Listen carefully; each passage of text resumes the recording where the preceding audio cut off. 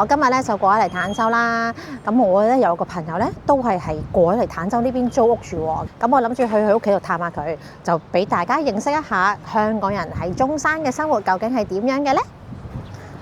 嗱，呢個咧就係我朋友住嘅屋苑嚟嘅，玉海綠洲。咁佢呢度樓下咧都有啲小商店啦。咁其實咧，佢呢個玉海綠洲咧對面就係一個比較出名嘅屋苑，就係中澳春城啦。我諗中澳春城咧好多香港人都識㗎啦。咁呢邊咧都仲係起緊㗎，佢有好似有最新嘅一期起緊賣緊嘅。我嗰陣時咧未入住我街景嗰度之前咧，其實我哋睇樓盤咧都有睇過中澳春城㗎。裕豐名門啦、中澳春城啊、街景呢啲都係喺坦洲嚟講比較出名嘅屋苑嚟嘅。咁當然啦，點解最後冇揀呢？其實我哋嗰時覺得佢嗰個嘅起樓嘅質素好似都係麻麻地，同我哋而家街景嗰度真係差得太遠啦。咁所以咧就冇揀到咯。同埋佢嗰陣時嗰個樓價都唔平㗎，我記得。同埋仲要係勁耐先收樓，好似隔成年先有得收樓，所以最後都冇揀到佢。好啦，我哋入到嚟屋苑嘅範圍啦，呢度就係屋苑嘅內園啦。呢度有幾多棟啊？8棟。呢度樓齡有幾多年啊？50年多少少啦。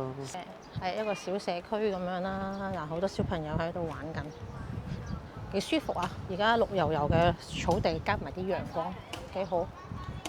我呢度有個小花園，另外有個乒乓波台。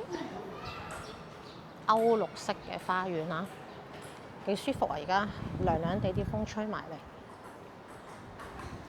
好啦，我哋到咗朋友屋企啦。哇，其實佢呢度個空間都幾大喎。一入到嚟咧，就望到一個好大嘅客廳啦。喂，呢度有幾多尺啊？80平80平，800幾尺。喂，呢邊咧放到張大嘅3人梳化，其實坐4個人都 OK 啊。因為一行出嚟咧就有個好大好大嘅露台，話朋友都好有心思喎，整咗個搖搖籃喺度。嗱，呢度望出去就見到有個高架橋啦。呢兩棟樓咧都係同一個屋苑嘅範圍嚟嘅，咁啊望到少少馬路啦，都幾開揚喎。其實因為咧前面都係好多啲平房咯。有2個好似魚塘咁樣，都幾開揚。呢一邊咧係正南方喎，幾好喎。嗱，呢度咧有個搖搖籃之外咧，其實左邊都有個空間就係洗衫啊、晾衫咁樣嘅，個露台都幾大。廚房咧就係開放式嘅設計嘅，咁啊簡單，因為朋友都唔會好煮食噶啦。不過個廚房都幾市正嘅，其實夠用噶啦。我哋港人嚟講，因為通常我哋上嚟都唔會好煮飯嘅。呢度入嚟咧，左右兩邊就係房間嚟嘅，中間就係洗手間嚟嘅。咁啊簡單望一望啦，哇！洗手間個空間都 OK 喎，都大噶喎。洗手間左邊呢間房係客房嚟嘅喎，係咪啊？客房呢邊咧有個訂做咗個超大嘅衣櫃，咁呢一張就梳化床啦，有需要就拉出嚟就可以俾朋友瞓嘅。咁呢個房間都 OK 大，如果80平嚟講都唔錯。主人房都係啦，超大嘅床啦，有梳妝台。咁啊衣櫃就冇啦，因為頭先客房嗰邊已經整咗個大衣櫃啦。問下朋友先，呢度租金幾多錢啊？2200蚊一個月。呢度管理費要幾多錢啊？200蚊管理費咯。通常一個月咧，你會上嚟住幾多次咧？上嚟玩下。通常星期5收工，又或者星期6朝頭早就會過嚟咯。咁都係禮拜日先翻香港咁咯。點啊？你覺得喺個中山嘅生活如何啊？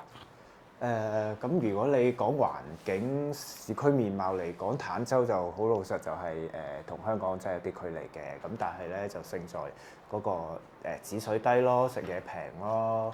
咁啊交通都方便嘅，打車嗰啲好容易就可以call 到車，又唔係貴咁樣。咁純粹過嚟食下嘢啊，休息下，其實就都幾舒服嘅。咁我又想問下你啦，如果你第日退休，你會唔會真係上嚟呢度住咧？仲未決定喎。咁你話上嚟食下嘢咁樣，即係離開下香港咁樣，就覺得係 relax 下咯。咁但係話如果退休嘅，就真係好多長遠考慮，就唔係淨係話 relax 食嘢咁簡單啦。咁所以呢一刻我都仲未決定㗎。咁我又想問你啦，你而家又租樓啦，第日會唔會有諗住喺坦洲置業嘅打算咧？嗱，因為你睇翻個租金其實都係2200蚊，咁其實對我嚟講又覺得暫時唔需要咯。咁到第日真係決定到要喺邊度退休嗰陣時再決定咯。心目中有冇想喺邊幾個樓盤度置業咧？而家喺坦洲，你睇過幾多個樓盤咧？其實坦洲我哋香港人睇開嗰啲我都有睇過嘅，咁呢度可能嚟緊約滿，我可能會考慮去睇下其他屋苑租過其他，轉下環境，睇咗邊個好嘅，真係覺得好我先會決定買咯。有冇諗住租佳景康城同我哋做鄰居咧？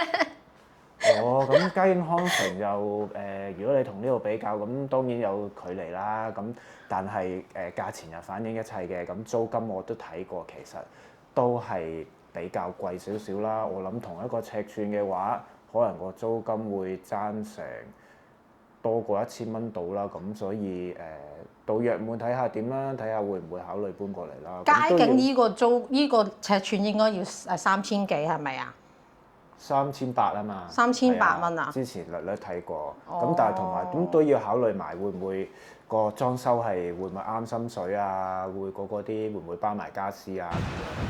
好啦，朋友屋企樓下咧都好多啲民生小店嘅，髮型屋啊、寵物店啊，有電器鋪啦都有嘅。咁我哋而家行到前面咧就有間大嘅超市嘅。咁頭先問埋啦，朋友咧就話咧呢一度咧租金就話2200蚊啦。咁咧同香港一樣嘅，都係2按1上嘅。咁咧地產嘅佣金咧就收一半咯，收你租金嘅一半嘅。中澳春城就係喺左手邊啦。咁咧，我依朋友個屋苑咧，門口呢度有間大型嘅超市叫做紅萬家嘅。咁呢一邊咧都有好多啲民生小店嘅。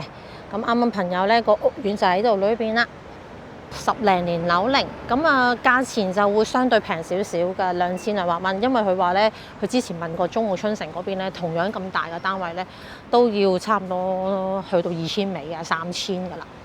咁今日嘅分享咧，主要就係想帶大家睇下香港人喺中山嘅生活。坦洲點解大家都會揀坦洲呢？因為坦洲嘅地方實在太近珠海啦，太方便啦。基本上呢，我哋揸車好啦，或者打車都好啦，都係10蚊8蚊嘅啫。咁又唔需要去到好遠嘅三鄉啊、中山市中心嗰邊嘅，因為始終我哋唔係養老啊嘛。咁我哋都過嚟都係 relax 啊、度下假、飲飲食食，所以就唔需要話特登刻意去住到去三鄉嗰邊。因為嗰邊嗰啲屋苑咧，實在太遠啦，就係比較啱啲朋友們咧退休嘅。咁如果我哋後生呢一班嚟玩咧，其實主要都係真係住坦洲呢邊多。咁如果大家 budget 可以俾多少少嘅話，當然可以租珠海嗰邊啦。咁啊環境就仲更加靚添。但係咧性價比嚟講咧，一定係坦洲係冇得輸噶啦。咁如果咧大家咧對喺中山生活咧有啲乜嘢問題，或者有啲咩想講嘅話咧，不妨喺留言區度留言，我哋咧會逐一解答嘅。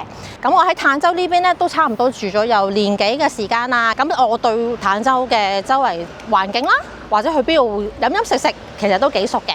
有乜嘢大家可以問我啊。咁好啦，我哋今日分享到咁多啦，我哋下次再見啦，拜拜。